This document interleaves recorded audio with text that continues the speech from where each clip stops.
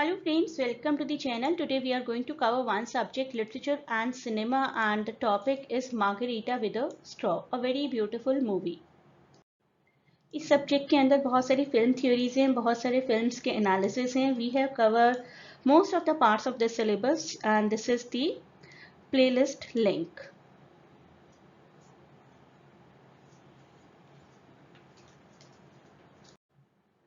Telegram channel आप join कर सकते हैं जहां पर आपको अपडेट्स मिलती रहेंगी about the available resources to prepare for. Margarita with a straw, that is our today's topic. Margarita with straw. Introduction हमेशा याद रखना पड़ेगा आपको किसी भी टॉपिक के लिए. कोई भी टॉपिक आ सकता है यहाँ से. मैं आपको 2 ऐसे क्वेश्चंस करवाऊंगी बाद में. कल्कि कोचलिन इसके लीड रोल में है. सोनाली बोस की डायरेक्टेड की हुई मूवी है. The film tells the story of Laila, a young women with cerebral palsy. ये डिसीज है एक, who embarks on a journey of self discovery and sexual awakening. तो उनकी जर्नी किस तरीके की रही, क्या उनको रियलाइजेशन हुआ by the end of the movie, all that we will come to know here. इस डिसीज को थोड़ा सा जानेंगे तो आपको आसानी रहेगी कैरेक्टर को अंडरस्टैंड करने में. सेरेब्रल पाल्सी एक न्यूरोलॉजिकल डिसऑर्डर है जो कि मसल मोमेंट को इफेक्ट करता है, पोस्चर को इफेक्ट करता है, कोऑर्डिनेशन मोमेंट्स को इफेक्ट करता है. एक एबनॉर्मल डेवलपमेंट है या डैमेज है हमारे ब्रेन में विच जनरली अकर्स ड्यूरिंग और बिफोर बर्थ. तो कल्कि जी ने रोल प्ले किया है लैला का, जो कि एक टैलेंटेड यंग वुमेन है जिनको ये बीमारी है सेरेब्रल पाल्सी. दिल्ली में रहती हैं अपनी लविंग फैमिली के साथ. बहुत से चैलेंजेस हैं, ऑफ कोर्स होंगे, obvious reasons are there, but she is determined to live life to the fullest and pursue her dreams of independence and romance. So called normal लोगों की तरह अपनी लाइफ बिताना चाहती हैं और जितने अच्छे से अपनी लाइफ स्पेंड कर सकती हैं करती हैं. धीरे धीरे उनका एक क्लोज बॉन्ड बन जाता है खानम के साथ. खानम जिनका रोल प्ले किया है सयानी गुप्ता ने, वो भी बहुत टैलेंटेड एक्टर है. इन the movie she is visually impaired activist from Pakistan whom she meets at university. दोनों विमेन बहुत अच्छा deep bond, deep connection share करती हैं और एक रोमांटिक रिलेशनशिप का भी हिंट दिया गया इन दोनों के बीच में which is very away from the societal norms. Throughout the movie दिखाया गया है कि Laila is in struggle to identify her sexual reality, her sexuality basically, and she accepts herself in the end. She explores her desires, हर तरीके के अपने Dzire को explore करती हैं, इंटीमेसी को भी एक्सप्लोर करती हैं. She explores intimacy for the first time, confronting her own fears and insecurities. उनको भी अपने आप को एक्सप्लोर करने में बहुत डर लगता है because of the disease she is having, but she is determined to live life to the fullest. तो लैला की रिलेशनशिप खानम के साथ तो डीप होती ही चली जाती है, साथ ही साथ एक और पर्सन से मिलती है वो जिनका नाम है Jared, played by William Moseley in the movie, who is a young man जो कि न्यूयॉर्क में लैला के साथ स्टडी करते हैं और उनके बीच में एक रोमांस ब्लॉसम हो जाता है. The budding romance forces Layla to confront her own internalized ableism and societal expectations. तो लैला अब इस पॉइंट पर आकर सोचती हैं कि what does she really want? Does she want to get involved into any relationship or she wants to explore her abilities as a so-called abnormal person? By the end of the movie Laila थोड़ी सी हिम्मत करती हैं अपनी mother को अपनी bisexuality के बारे में बताने की और खानम को भी अपनी जेरेड के साथ रिलेशनशिप के बारे में बता देती है. लेकिन खानम बहुत बीट्रे फील करती हैं और न्यूयॉर्क चली जाती हैं. Despite the differences Laila care for her mother in the hospital because she was diagnosed with cancer, leading to reconciliation before her mother's passing away. Later, Layla finds solace in herself depicting enjoying a margarita alone on a date. तो लैला धीरे धीरे ये समझ जाती हैं कि शायद किसी के भी साथ इन्वॉल्व नहीं हो सकती वो, और अगर उन्हें एंजॉय करना है अपनी लाइफ को तो अकेले ही करना है. What you can say in conclusion is that this is a powerful and thought-provoking movie that challenges societal norms. हमने एक एरिया फिक्स कर दिया है ना हैंडीकैप लोगों के लिए, ऐसा एरिया फिक्स नहीं किया इस मूवी ने.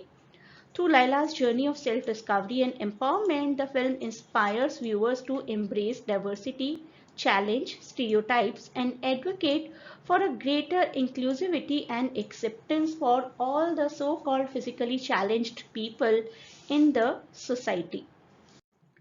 ये दो तरीके के क्वेश्चंस आपको आ सकते हैं एग्जाम में, मे बी इनकी थोड़ी लैंग्वेज चेंज हो, issue of identity and portrayal of disability, ये दो क्वेश्चंस आने के बहुत चांसेस हैं। तो पहले इशू ऑफ आइडेंटिटी करते हैं। आप वही इंट्रोडक्शन देंगे जो मैंने आपको शुरू में बताया था। 2014 की फिल्म है, काल्की कोलचिन ने एक्टिंग की है और सोनाली बोस ने डायरेक्ट किया है मूवी को। एंड लैला नाम का रोल, लैला नाम की लड़की का रोल कैरेक्टर प्ले किया है who is suffering with cerebral palsy. तो लैला की सेल्फ डिस्कवरी जर्नी दिखाई गई है, उन्होंने खुद को किस तरीके से एक्सेप्ट किया, navigating the complex paths. Disability थी, सेक्सुअलिटी को भी उन्होंने आइडेंटिफाई किया, अपने कल्चरल बैकग्राउंड को भी आइडेंटिफाई किया। Through out the movie she is grappling with so many challenges और एक्सपीरियंस करती हैं कि अपने आप को खुद को ही डेडिकेट करना सबसे अच्छी बात है। सेंस ऑफ सेल्फ उनमें इवोक हो गया था बाय द एंड।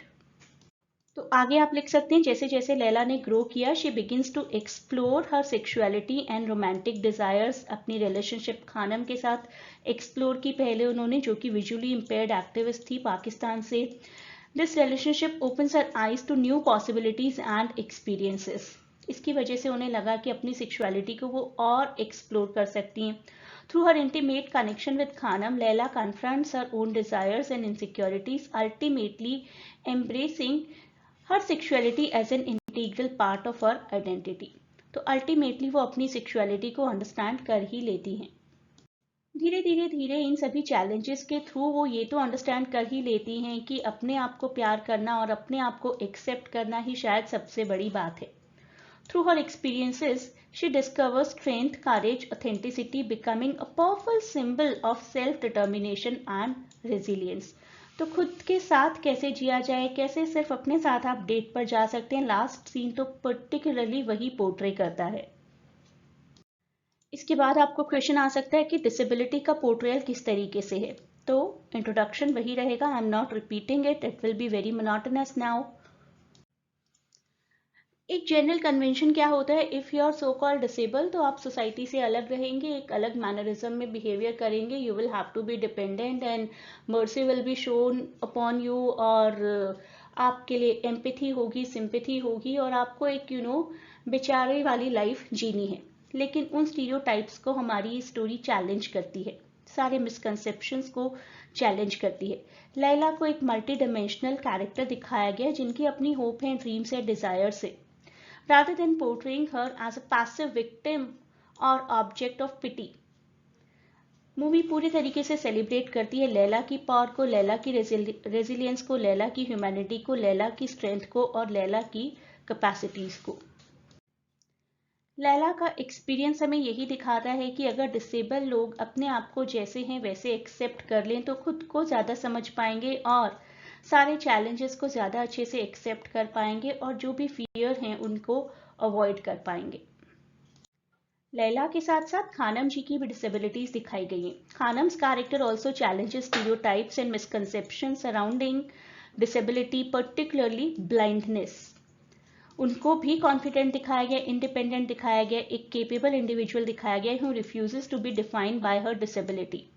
कहीं भी मूवी आप देखेंगे तो ऐसा नहीं लगेगा कि these two girls are the object of pity. Khanum की intelligence with activism showcase her as a fully realised character with agency, power, autonomy and a huge amount of confidence.